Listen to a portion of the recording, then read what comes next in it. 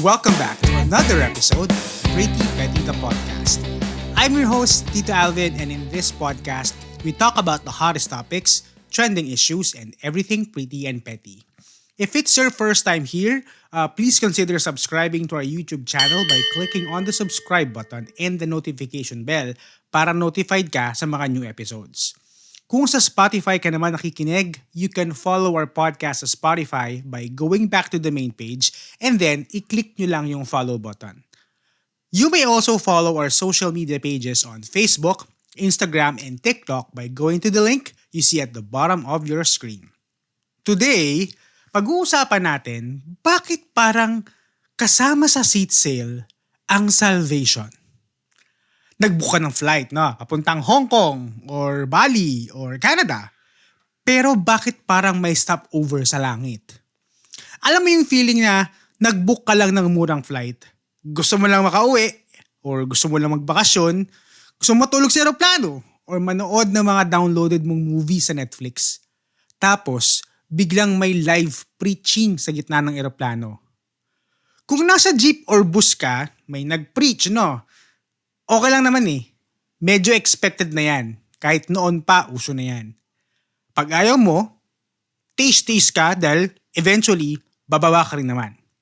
Pero sa aeroplano, nasa 30,000 feet above ground kayo. Anong gagawin mo? Magpa-parachute?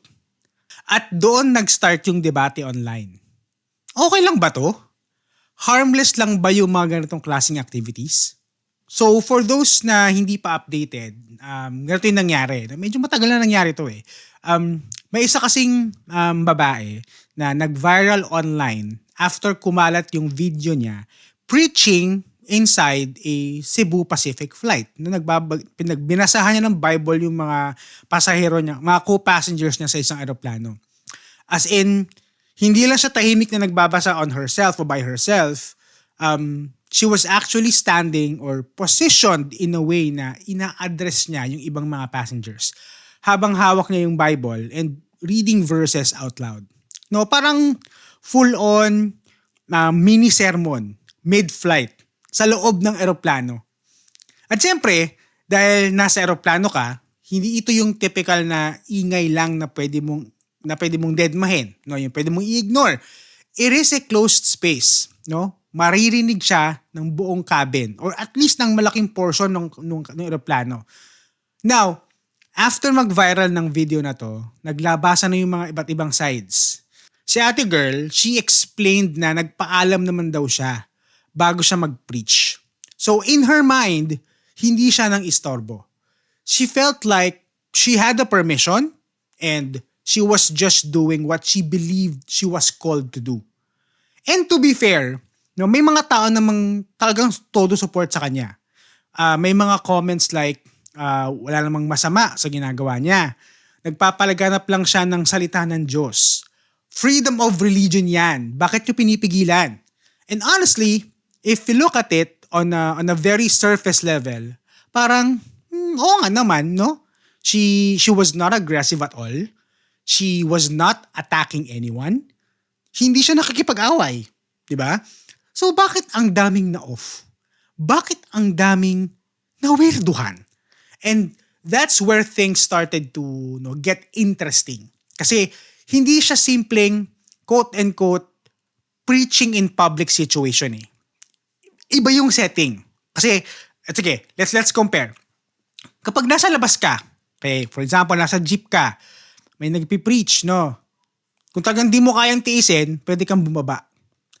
Kung nasa park ka, no, pwede kang lumayo. Doon sa gedli-gedli ka muna kung ayaw mo marinig. Kung nasa mall ka, pwede kang umiwas. Ang dami tayong pasikot-sikot ng mall eh. So pwede kang umiwas. You will always have an exit. Pero dito, wala. You're literally inside a metal tube. 30,000 feet above the ground. And nakalock yan. No? Sarado yan until landing. So, kahit sabihin nating nagpaalam siya, the question becomes, meron ba talagang real choice yung mga tao sa loob? Kasi kahit hindi ka komportable, anong gagawin mo? Tatayo ka. Mag-e-excuse ka, no, habang nasa gitna ng aisle. O kaya maghanap pa ng ibang upuan na basically hindi rin pwede. So, most likely, ang gagawin mo if you're in that situation, mananahimik ka na lang. And I think yun yung hindi agad nakikita ng iba. Kasi minsan, hindi naman kailangan may magreklamo out loud. For something to feel uncomfortable. Minsan, yung mga tao, tahimik lang. Parang si Mark Villar, no? Tahimik lang.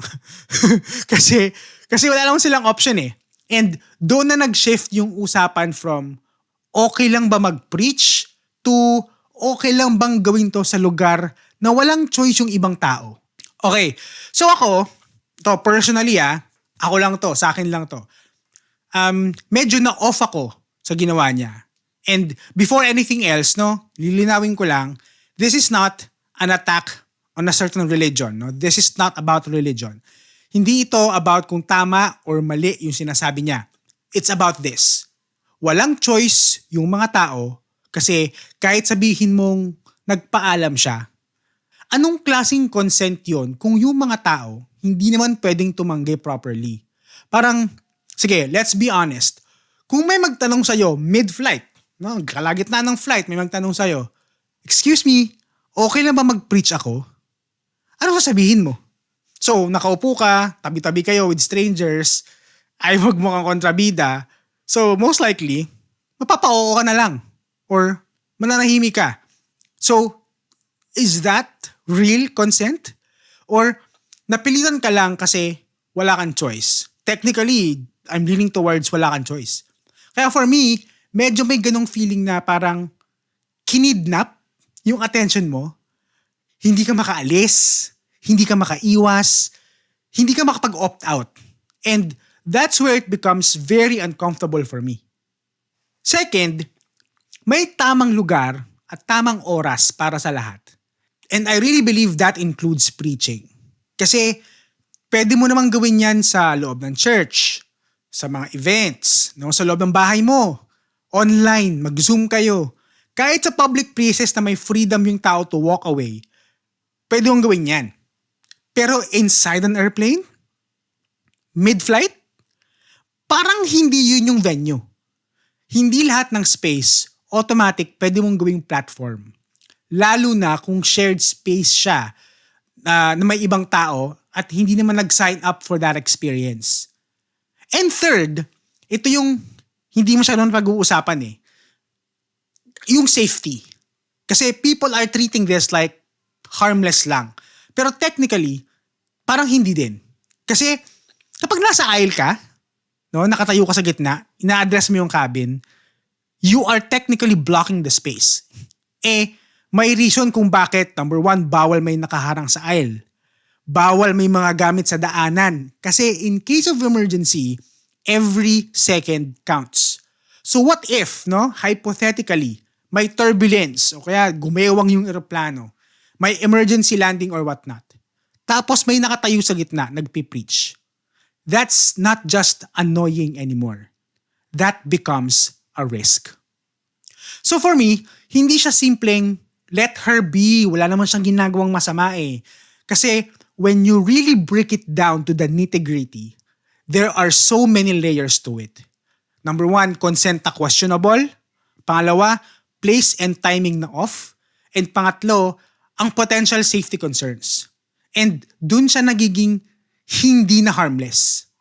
And sa pagkakataong yun, matatawag mo pa ba siyang harmless? Ngayon, itong isa pang angle na feeling ko hindi din masyadong napag-uusapan. Yung social media angle. Kasi kung mapapansin nyo, ang dami ng content online, especially ito napapansin ko sa mga Western creators, mga taga-US, taga-Canada, Europe, ganyan. Sila yung parang nagbabasa ng Bible inside the planes, nagpe-pray over, nagpe-pray out loud habang nagla-landing, or nag-a-address ng passengers minsan habang pababa na. Pero I'm not just singling out Western content creators ha. Meron din ako Pinoy na nakikita, ganyan ang ginagawa. And usually, ang framing pa niyan is, no, parang, uy, I'm brave.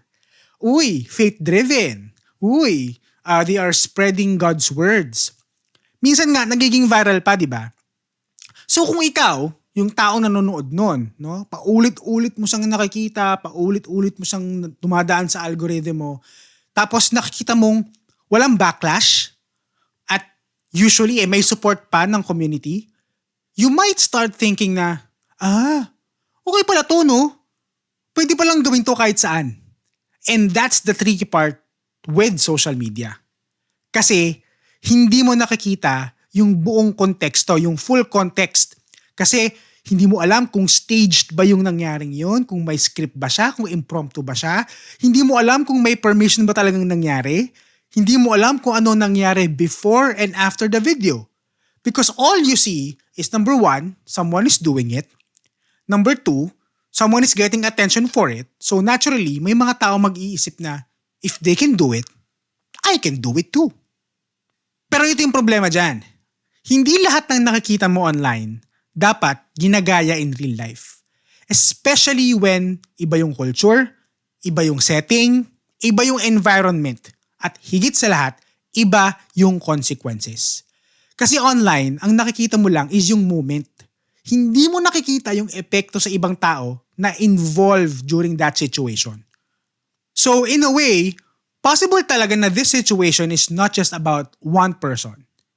It's also about how content online can normalize certain behaviors kahit hindi siya appropriate in real-life settings. And that makes the conversation bigger than just tama ba or mali yung ginawa ni Ate Kerr. It becomes ano yung mga bagay na nagno-normalize online na hindi pala dapat. So, at the end of the day, this issue isn't really about religion. It's about respecting shared spaces and understanding na hindi lahat ng bagay dapat ginagawa kahit saan. Kasi yes, you have the right to express your faith. You have the right to share your beliefs. But other people also have the right to have their own space. They also have the right to have their own peace. And most importantly, they have a right to have a choice. Kasi kung wala ng choice yung ibang tao, that's where it starts to feel wrong. And siguro, yun yung pinaka-takeaway ko dito. Just because you can do something doesn't mean you should. Especially if you're in a place where people can't leave. People did not sign up for it and it affects everyone around you.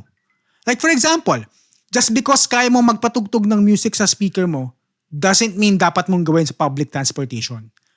Just because pwede kang mag-video ng strangers for content doesn't mean okay lang i-post yan without their consent. Just because may opinion ka doesn't mean kailangan mo siyang isigaw sa lugar na hindi naman appropriate. Just because may platform ka doesn't mean every space becomes your stage. And let's be real, hindi naman kailangan ng eroplano para mag-spread ng word of God. Hindi mo kailangan ng captured audience at 30,000 feet para marinig ka. Kasi kung gusto talaga makinig ng tao, lalapit yan. Hindi mo kailangan pilitin. So next time na magbabook tayo ng flight, sana kasama lang natin ay yung hand carry luggage, emotional baggage, at delayed boarding pass. Okay, so thank you so much for joining me today. Please don't forget to like and share this episode and don't forget to subscribe to our YouTube channel and follow our podcast on Spotify.